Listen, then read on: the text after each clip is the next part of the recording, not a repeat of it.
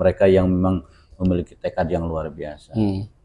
Artinya orang-orang para mubalik awal ada orang-orang dalam tanda kutip gila dalam arti positif.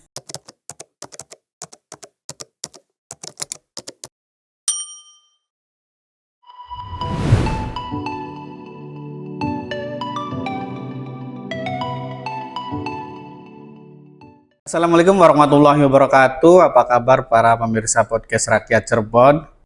Kali ini podcast Rakyat Cirebon TV menghadirkan suasana yang berbeda karena proses syuting tidak dilakukan di studio, tapi saya justru berada di ruangan Dekan Fakultas Usuluddin dan Adab. Dan di samping saya sudah ada Profesor Dr. Didin Nurul Rasidin, PhD. Beliau adalah guru besar ilmu sejarah peradaban Islam. Tentu pertemuan saya dengan Prof. Didin tidak dalam ruang hampa, ada maksud dan tujuan. Terutama karena berkaitan yang belakangan ini viral, Prof, tentang Wali Songo gitu. Ini sebetulnya mereka itu siapa? Kemudian ada juga pihak-pihak yang menanyakan lebih jauh, apakah betul ada? Kemudian apakah Wali Songo itu betul zuriat Rasulullah? Ini kan nanti bisa dikonfirmasi oleh guru besar sejarah peradaban Islam yang memang sekarang menjadi akademisi di YIN Syekh Nurjati Cirebon. Dan secara kebetulan di Cirebon juga ada salah satu Wali Songo yang menjadi leadernya Wali Songo, yaitu Syekh Syarif Hidayatullah atau yang kita kenal Sunan Gunung Jati. Nah, mungkin Prof. Didin bisa memberikan pemahaman kilas tentang sosok para Wali Songo ini. Ya, sebelumnya saya ucapkan terima kasih ya sudah mengundang saya ke ruangan ini untuk berbicara seputar Wali Songo. Ya, Prof. Yang memang sejak awal juga menciptakan persoalan sebenarnya. Ya, betul. Mulai dari definisi sebenarnya. Jadi Wali Songo itu apakah wali yang 9? Pertanyaannya kemudian mengapa ketika dihitung jumlahnya nggak 9? Ya, banyak juga wali-wali lain. Sehingga sebenarnya Wali Songo itu apakah identik dengan sosok-sosok itu atau lebih Wali Songo itu semacam organize gitu loh, established institution jadi lembaga yang terbangun untuk mereka yang memang terkait dengan dakwah pada masa awal. Jadi Wali Songo itu juga sejak awal menjadi problem sebenarnya. Kalau Wali Songo itu didefinisikan wali yang 9, katanya siapa saja mereka. Yang populer ya. Betul. Di kalangan masyarakat kita sekarang itu. Kemudian yang kedua, kalau itu lembaga, maka lembaga itu kan otomatis ada pusatnya di mana, ada strukturnya yang jelas, ada pemegang otoritasnya, siapa yang boleh masuk dan siapa yang tidak boleh masuk, siapa yang masuk kategori dan siapa yang tidak masuk. Ini juga menjadi persoalan. Kemudian ada juga definisi yang lain bahwa Wali Songo itu bukan Wali Songo dalam arti Songo 9, tapi Wali Sana. Sana itu artinya dipuji. Jadi mereka wali-wali yang terpuji. Nah, ketika bicara wali-wali yang terpuji, nah siapa yang memuji, siapa yang pantas dipuji, ini juga menjadi isu lain. Isu lain. Jadi memang berbicara tentang Wali Songo adalah berbicara tentang proses Islamisasi awal yang terjadi terutama di Pulau Jawa. Karena tidak ada kan kita kenal Wali Songo di Sumatera, Wali Songo di Kalimantan, Wali Songo di Papua, kan tidak ada. Hanya di Pulau Jawa. Jadi sekali lagi bahwa berbicara Wali Songo itu akan panjang sekali dan tentu kita tidak bisa menyalahkan satu, mengunggulkan satu. Tapi faktanya bahwa ada banyak sekali definisi terkait dengan Wali Songo. Tentu Wali Songo yang saya maksud, paling enggak yang sekarang lagi viral itu adalah Wali yang 9 itu. Berkaitan dengan eksistensi keberadaan mereka, kemudian kiprah mereka melakukan syiar Islam di Pulau Jawa. Jadi hanya sebatas itu, Prof. Nah, pertanyaannya adalah, betulkah kalau dalam metodologi sejarah atau kajian-kajian sejarah Wali Songo itu ada gitu? Kalau secara faktual kan berbicara tentang data dalam sejarah itu kan ada 3. Yang pertama adalah data dalam bentuk tulisan. Jadi kalangan sejarawan modern itu melihat karena mereka berbasis pada filsafat empirisme positivistik, maka sesuatu yang dianggap benar itu yang bisa disaksikan oleh setiap orang, melintasi ruang dan waktu, dan itu tulisan. Jadi selama ada tulisan membuktikan ke sana, maka itu adalah faktanya ada. Tulisan Gitu itu loh. artinya Tetapi tulisan itu juga harus diperhatikan. Apakah tulisannya kapan itu ditulis? Nah, itu. Kalau ditulisnya pada masanya, Ya. maka itu bisa dikatakan valid. Data Tapi primer kalau ya. tulisnya 6-7 abad sesudahnya, Ya. kan kita juga meragukan. Ya. Dari sisi Perlu penelitian tulisan, ulang ya. perlu Gitu. penelitian ulang, Ya. dan ini tidak mudah. Ya, betul bro. Kenapa? Karena ini berapa lama jaraknya dari peristiwa itu, dan siapa aja yang dari sisi sanadnya ya, rangkaiannya. Dan ketika hadis kan, hadis itu hadis Nabi kan, itu kan pada abad kedua Hijriah dikodifikasi. Nah, orang kemudian apakah bisa ditelusuri, ya kan? Faktanya memang bisa ditelusuri, kan gitu. Telusuri ada rangkaiannya sehingga bisa dikatakan valid. Nah, sekarang misalnya tulisan tentang Wali Songo, itu siapa yang bisa menyusun sanad itu sampai kepada peristiwa pada abad ke-15-16 itu? Nah, ini sulit sekali. Sampai sekarang kita kesulitan. Termasuk bicara tentang Sunan Gunung Jati juga agak kesulitan kita untuk menelusuri sampai ke sana itu. Malah. Ini sanadnya mana itu loh, ya kan? Data yang buku yang katanya paling awal berbicara tentang Sunan Gunung Jati itu kan abad ke-17. Ya kan, waktu sementara beliau hidup pada abad ke-15-16. Berarti ada lintas abad ya. Iya, itu kan harus diklarifikasi. Ditelusuri sanadnya kalau dalam ilmu hadis. Itu satu ya, tulisan. Yang kedua lisan, Nah, lisan ini juga harus di cross check. Apakah informasi sama antara satu dengan yang lainnya? Kalau sama satu dengan yang lainnya kan kita ada namanya triangulasi. Jadi kalau sumber datanya berbeda, tetapi hasilnya informasi sama, itu bisa di kemungkinan itu benar adanya. Yang ketiga adalah benda. Maka arkeologi kan benda. Jadi benda itu juga sebagai bukti secara bahwa itu ada. Nah, sekarang pertanyaannya, makam ada nggak? Ada. Tapi siapa yang dimakamkan? Pernah diteliti? Siapa yang berani membuka kuburan itu? Itu problem. Betul. Jadi kita sebenarnya bicara sejarah tidak hanya sebatas ada atau tidak ada. Tetapi yang lebih penting dari itu apa yang bisa kita ambil pelajaran sebenarnya ibroh itu loh. Betul. Karena kita terus memperdebatkan sesuatu yang sudah terjadi pada masa lalu itu bagus. Tetapi itu tidak akan pernah selesai. Itu dipastikan ya. Nah, ketika bicara tentang apakah ada atau tidak, ini kembali kepada teori Islamisasi, ya, kajian Islamisasi, bagaimana Islamisasi yang terjadi di katakanlah di Nusantara ini. Jadi ada banyak teori kan, misalnya mulai teori terkait dengan waktu datangnya Islam ke sini, karena ada beragam juga teori yang berbeda-beda. Yang kedua juga berbicara tentang pelaku, berbicara tentang asal usul. Ya, kemudian berbicara tentang ajaran apa yang diperkenalkan, terus kelompok mana yang menerima Islam pada masa awal, dan bagaimana proses selanjutnya. Jadi ada banyak aspek yang harus kita lihat terkait dengan Islamisasi. Misalnya dari sisi waktu, dari sisi waktu kan banyak yang meyakini bahwa misalnya Vandler ya, dia tidak membahas tentang Islamisasi, tapi dia lebih memfokuskan pada adakah kaitan antara bumi Nusantara ini, Asia Tenggara ini dengan Arab dalam konteks perdagangan sebenarnya. Dan itu beliau menemukan bahwa ada dugaan perdagangan itu sudah terjadi sejak awal abad Masehi. Artinya sejak awal Nabi Isa lahir itu loh, itu sebenarnya sudah terjadi hubungan. Hanya memang hubungan tidak seintensif sekarang atau masa-masa berikutnya, ya kan? Dengan kondisi teknologi, ilmu pengetahuan yang masih mungkin sederhana kan, agak membayangkan sulit ya orang bisa berlalu lalang. Tetapi memang ada yang namanya perjalanan rihlat asyita itu ya, seperti yang digambarkan surat Fil itu ya. Nah, jadi sudah ada kaitannya. Maka ketika ada dugaan bahwa orang Arab datang ke Asia Tenggara, ya salah satu buktinya adalah komoditi barus. Nabi Muhammad sudah tahu tentang barus. Dan komoditi barus itu ada di mana? Di Sumatera. Nah, pertanyaannya dari mana Nabi tahu tentang barus? Berarti barus sudah ada. Nah, kalau sudah ada siapa yang bawa? Berarti ada yang bawa kan?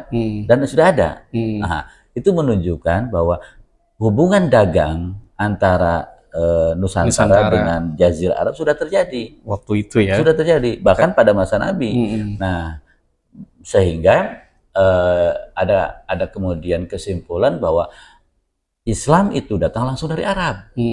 Gitu loh. Islam langsung datang dari Arab, dan tokoh yang sering kali dirujuk adalah Sa'ad bin Abi Waqqas. Abad ke-7-an ya, sesudah Nabi meninggal. Kan artinya beliau sudah melakukan pelayaran. Dalam konteks pelaku perdagangan itu kan hanya berubah saja dari yang non muslim menjadi muslim, sehingga asumsinya bahwa Islam itu datang langsung dari Arab. Nah, tetapi teori itu juga dibantah karena terkait dengan pelakunya juga. Ternyata dari sisi ajaran dan pelaku itu nampak bahwa tidak banyak kan tradisi Arab yang berkembang di sini. Tapi berasal justru dari yang lain, pengaruh India dan sebagainya. Sehingga muncul ada banyak kesamaan ajaran dan sebagainya. Sehingga muncullah teori Gujarat, bahkan teori Cina. Iya kan? Nah, terkait dengan misalnya status apakah turunan Nabi Muhammad atau tidak. Nah, ini juga ada banyak teori lain. Misalnya bahwa Islam datang ke Nusantara ini kenapa terjadi pada abad ke-13-14-15? Itu tidak lepas peristiwa Baghdad, penyerangan Baghdad oleh Hulagukan pada tahun 1250 yang menghancurkan. Dan akibat peristiwa itu maka terjadi krisis politik luar biasa di Timur Tengah, di dunia Islam, dan atas dasar itu maka menyebarlah orang-orang ke berbagai pelosok dunia termasuk diantaranya ke Nusantara. Nah, pertanyaannya, apakah mereka yang datang itu adalah orang-orang turunan Nabi? Nah, dalam konteks ini, misalnya Syekh Nurjati. Syekh Nurjati itu dari yang informasi yang banyak diungkapkan, memang ada kaitan ke sana. Ya, dia turunan mana-mana lah kan gitu kan. Begitu juga Sunan Gunung Jati, meskipun Sunan Gunung Jati bukan dari kan ibunya ya menikah, diceritakan Rara Santang kemudian dengan Sultan Hud yang kita juga masih abstrak Sultan Hud itu siapa dan sebagainya. Nah, tetapi klaim-klaim seperti itu baru muncul justru pada abad-abad kesini, bukan pada masa dulu. Saya coba telusuri, bahkan bisa dikatakan banyak sekali, katakanlah tanda kutip, wali-wali itu tidak mengidentifikasikan sebagai orang Arab, justru orang yang mau beradaptasi dengan lingkungan. Jadi misalnya mereka lebih senang menggunakan bahasa lokal. Mereka juga menggunakan instrumen lokal. Mereka juga menggunakan tradisi lokal. Mereka juga mau merubah namanya menjadi nama lokal. Syekh Nurjati itu kan gabungan, ada Nurjati. Ada jatinya ya. Nah, jadi ini menarik sebenarnya hal-hal demikian. Apakah ini bagian dari pengaburan silsilah? Bisa jadi. Tetapi yang saya baca bahwa para ulama dulu tidak terlalu membanggakan silsilahnya menjadi hal yang paling penting bagi mereka pada saat itu. Tapi jauh lebih penting bagi mereka adalah bagaimana meyakinkan penduduk lokal untuk mengadopsi agama Islam. Nah, sekarang bagaimana meyakinkan saya, Anda, kalau saya selalu membanggakan diri saya? Insecure dulu saya. Betul. Saya ini keturunan saya orang biasa. Pertanyaannya saat itu adalah penduduk lah, emang tahu siapa Nabi Muhammad? Oke, itu juga hal menarik karena kan Islam baru datang ya gitu. Betul. Emang mereka tahu apa pentingnya bagi mereka Nabi Muhammad? Betul. Dengar aja juga aneh, nama aneh, karena mereka bahasa lokal yang mereka kenal itu adalah mungkin Tukiyem saja, kayak begitu ya. Lantas dikenalkan, nah, ini adalah Ahmad siapa? Sama seperti kita ketemu orang Belanda misalnya, siapa nama Anda? Saya Van Dijk. Van Dijk siapa, kan asing, dan kita sulit menghafalnya. Nah, ini juga harus difahami. Jadi memang sejarah tidak selalu berbicara tentang apakah ini terbukti atau tidak. Karena memang jangka waktu yang cukup lama ini seringkali kita juga harus melihat realitas saat itu. Seberapa pentingkah saat itu yang disebut dengan nasab dalam wacana-wacana masyarakat pada saat itu. Seberapa pentingkah nama bagi orang-orang lokal ketika mendengar nama-nama asing, atau sebaliknya, bahwa orang-orang penyebar Islam pertama justru melakukan proses adaptasi yang luar biasa terhadap budaya dan tradisi lokal, sehingga mereka berani, ya kan, tanda kutip, berani menanggalkan berbagai aspek yang bagi mereka tidak substantif gitu loh. Betul, ya. Tidak substantif, dan itu seakan-akan menghilang gitu loh. Maka mereka kemudian lebih dikenal sebagai Ki Gede, ya kan, pangeran, mengadopsi betul, istilah-istilah lokal ya. Abdurrahman lebih dikenal Pangeran Panjunan, Pangeran Kejaksan. Sementara strukturnya juga nanti Sunan Gunung Jati lebih dikenal bukan Syarif Hidayatullah, Sunan Gunung Jatinya, atau Susuhunan Jatinya, begitu. Nah ini situasi saat itu secara sosiologis, antropologis juga harus dipahami. Ya, itu masuk akal juga. Saya bisa memahami betul ya ketika Islam baru pertama masuk, kemudian tidak banyak yang tahu juga. Mereka kaget kalau langsung disuguhkan hal-hal yang sifatnya mewah gitu. Maksudnya kan gelar kenabian kan mewah juga kalau kita keturunan orang yang luar biasa gitu ya. Banyak penelitian misalnya Anthony Reid, Robert Cribb itu dan juga Anthony Jones mencoba menelusuri apa sih faktor X yang mendorong orang-orang lokal menerima Islam. Ternyata penghormatan terhadap leluhur. Tetapi leluhur siapa? Yang pertanyaannya. Leluhur mereka, orang lokal. Bukan leluhur saya gitu. Ziarah kubur. Ya, menghormati. Mereka anggap itu penting. Jadi kalau dalam kajian sejarah, otomatis dari statement Prof tadi itu sebetulnya masih perlu penguatan lagi gitu ya. Betul. Karena waktu semakin berjalan, otomatis kan yang masa lalu kan semakin tertinggal. Jauh. Bisa nggak sih Prof untuk semakin mendekatkan fakta-fakta sejarah itu dengan apa yang dipersepsikan oleh masyarakat saat ini tentang Wali Songo gitu? Sangat bisa. Tidak ada yang tidak bisa. Tetapi memang perlu kerja keras luar biasa. Oleh karena itu kita tidak bisa langsung dari satu sumber langsung diklaim, karena sumbernya juga tidak mudah didapat. Nah, sekarang misalnya seberapa banyak sih bukti-bukti benda katakanlah yang menunjukkan bahwa ini keturunan Nabi? Sinyalnya apa? Berapa banyak yang bisa kita telusuri? Seberapa banyak tulisan yang bisa kita rujuk yang menunjukkan, dan tulisan itu bisa diuji apakah tulisan itu memang betul atau tidak, atau hanya sebatas klaim. Kemudian seberapa banyak informasi yang bisa kita peroleh dan informasi itu bisa dipertanggungjawabkan. Nah, ini persoalan yang tidak mudah katakanlah peristiwa tahun 45 aja ada banyak versi kan. Karena memang kadang-kadang gini ilustrasinya, ketika ada 11 orang berada di tempat pertempuran, maka ada 11 kesimpulan dan cerita. Yang satu mengatakan bahwa perang itu ngeri, karena yang ia lihat adalah mayat-mayat bergelipangan. Ternyata telusuri, siapa Anda? Oh, saya waktu itu adalah bagian kesehatan. Iyalah. Tetapi ada yang mengatakan nggak ada sama sekali kok, karena saya paling belakang. Saya nggak tahu ada peluru yang lewat dan sebagainya. Jangan-jangan juru masak ya gitu. Ternyata juru masak. Kemudian ada juga yang perang itu adalah terkait dengan semangat dan tidak semangat. Ternyata dia jenderal posisinya. Jadi ada banyak cerita tentang, padahal itu satu peristiwa yang sama, tetapi pelaku yang berbeda, cerita yang berbeda.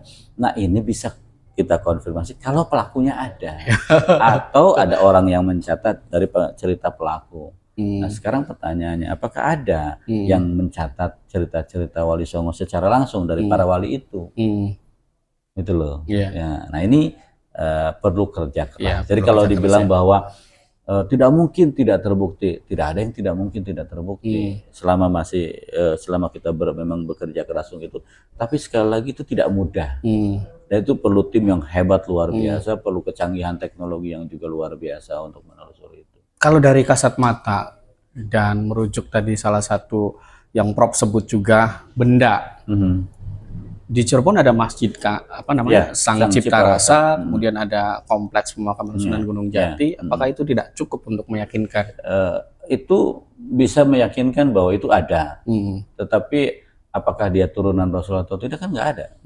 Terkait eksistensi kan ada, kan saya bilang tadi ya, terkait dengan eksistensi itu kan tadi kalau bicara tentang Wali Songo secara definitif ada banyak variasi, tetapi terkait dengan sosok-sosok yang sangat populer, faktanya ada benda itu. Misalnya kalau kita ke sana Sunan Giri, ya kan? Ternyata Giri juga macam-macam. Ternyata bukan Giri itu satu, tidak satu ternyata. Giri itu Giri satu, Giri dua, banyak tuh. Nah sekarang Giri yang mana yang kita maksud? Misalnya, nah mungkin yang menarik Sunan Gunung Jati mungkin tidak banyak ya kan? Sunan Gunung 1, 2, 3 enggak, kan itu. Sehingga dimakamkan di sana kan itu. Dan dari sisi benda itu saya pernah itu ada sebuah diskusi menarik tuh saya waktu itu. Tetapi ini juga ilustrasi bagaimana saya sebagai sejarawan ya yang tidak yang skeptikal ya terhadap cerita gitu ya. Karena saya dididik misalnya bahwa yang disebut sejarah adalah manakala ada bukti tertulis atau benda, dan benda itu memang harus dibuktikan. Jadi kalau orang yang dikuburkan di sana ya di DNA-nya itu benar enggak? Kan itu, digali itu loh. Oke itu, dan persis seperti itu. Nah, ada sebuah diskusi waktu itu di Kasepuhan kalau nggak salah, beberapa tahun yang lalu ketika saya baru kedatang ke Cirebon. Bicara tentang Sunan Gunung Jati. Saya waktu itu muncul pertanyaan saya. Bapak Ibu yang hadir sekalian, apakah yang dimakamkan di Gunung Sembung itu adalah Sunan Gunung Jati? Iya, oke. Buktinya mana? Ya buktinya kan kuburan itu. Tapi apakah betul yang dikuburkan itu beliau? Atau jangan-jangan bukan? Akhirnya muncul emosi, reaksi emosi langsung gitu loh, mengeluarkan ilmu apa gitu kan. Dan kemudian dengan suara yang berbeda kan. Saya katakan kemudian suara berbeda. Nah kemudian ketika dia sadar, dengar suara saya apa? Ya tapi apakah suara yang tadi keluar itu yakin suara Sunan Gunung Jati? Gitu. Siapa nggak mau ngetesnya sekarang? Nah, jadi kalau kita terus-menerus ingin membuktikan sebagaimana yang bayangkan kita saat ini, tentu tidak akan pernah selesai. Nah, jadi ada hal yang kesepakatan masyarakat, dan ini tidak boleh ditinggalkan loh. Jadi bahwa masyarakat Cirebon meyakini bahwa itu Sunan Gunung Jati, itu harus kita hormati, dan itu adalah fakta saat ini. Sampai kemudian ada fakta lain yang membolak balikan itu, menjungkir balikan DNA misalnya tes DNA kalau misalnya itu dimungkinkan. Nah, jadi selama itu keyakinan masyarakat, makanya tadi ada data lisan, data tulisan, data benda. Nah sampai saat ini kan bendanya itu ada, kemudian data lisannya mengatakan sepakat itulah bahwa itu adalah makam Sunan Gunung Jati, maka itu adalah sebuah fakta sejarah.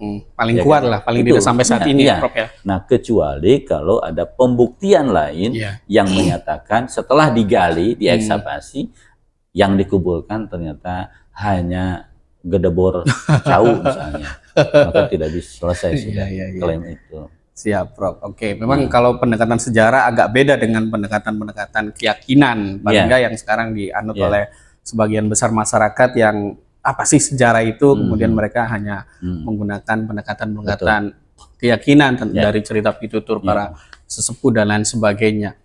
Kita kesampingkan dulu itu, Prof. Tadi Prof juga sempat menyinggung poin menarik bahwa yang paling penting dari sejarah itu bukan soal verifikasi dan lain sebagainya, tapi ibarohnya gitulah. Artinya pelajaran yang bisa diambil dari peristiwa masa lalu untuk ya kita saat ini dan untuk perbaikan ke depan.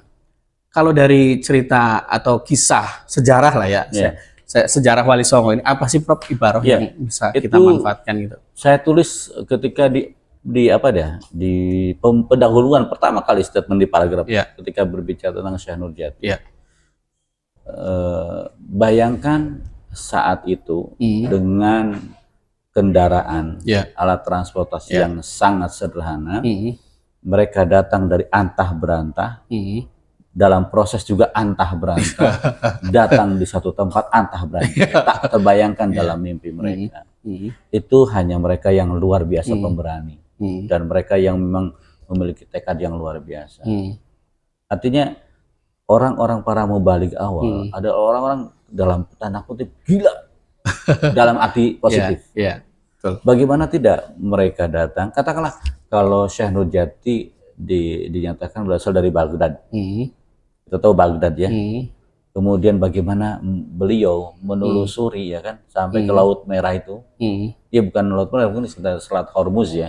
Selat Hormuz itu menelusuri pelayaran. dan kita nggak tahu naik apa, ya kan? Iya. Mengikuti arus angin, ya kan? Betul. Dan dia tidak tahu dari tempat kemana dan nggak berujung di mana. Belum lagi kendala bahasa. Betul, ya. kendala bahasa, budaya, Iya. dan sebagainya. Tapi pada ujungnya sampai juga ke Cirebon. Dan Iya. ketika sampai ke Cirebon, dia pun tidak tahu ini daerah apa, Iya. siapa yang dihadapi, bagaimana budayanya. Tapi hanya satu keyakinan bahwa ia sedang menyebarkan sesuatu yang ia yakini kebenarannya. Di situ pelajaran yang luar biasa, bahwa para tokoh besar ini adalah wajar untuk sangat dihormati, karena mereka adalah pionir-pionir yang luar biasa. Itulah mengapa misalnya tokoh-tokoh seperti Columbus, Vasco da Gama sangat dihormati di Barat, karena mereka lah adalah pionir-pionir yang membuka pintu-pintu rahasia tentang kemewahan dunia ini, tentang kehebatan bumi ini.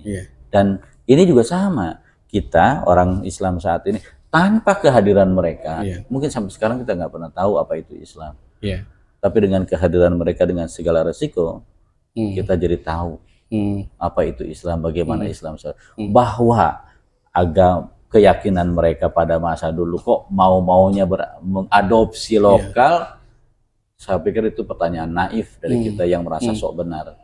Padahal kita belum tentu seberani mereka. Sekarang misalnya Anda datang ke Maluku sana, ke tempat suku pedalaman, perjalanan selama 80 jam tanpa alas kaki, di tengah hutan, mau nggak? Mikir seribu kali. Nah, sekarang ini mereka Syekh Nurjati datang dari antah berantah, datang begitu luar biasa dengan semangat besar, dengan segala resiko yang harus ditanggung, tanpa dia tahu apakah hidup lagi atau tidak, bisa kembali lagi atau ke tanah airnya, tempat di mana ia berasal. Dan banyak di antara kan nggak kembali, nggak kembali ya. Itu. Jadi ini pelajaran luar biasa. Inilah yang saya sebut. Mari kita belajar dari sejarah ini bukan untuk memperdebatkannya, ansih ya. Kalau mendiskusikan boleh, memperdebatkan atau bahkan mempertanyakan. Tetapi yang lebih penting adalah apa yang kita ambil pelajaran dari kehebatan-kehebatan perjuangan mereka. Dan coba introspeksi pada diri sendiri, apakah kita bisa seberani mereka? Kalau nggak seberani mereka, jangan komentar apapun. Iya kan? Iya, Prof.